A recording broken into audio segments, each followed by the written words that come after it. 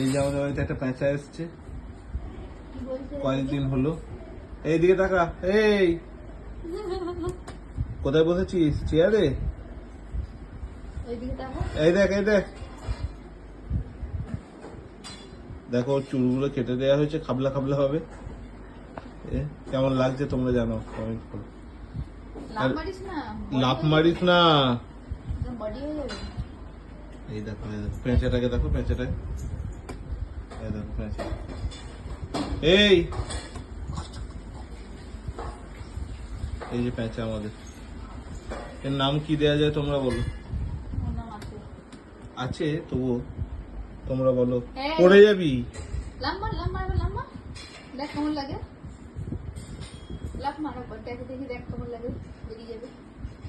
পা ভেঙে যাবে।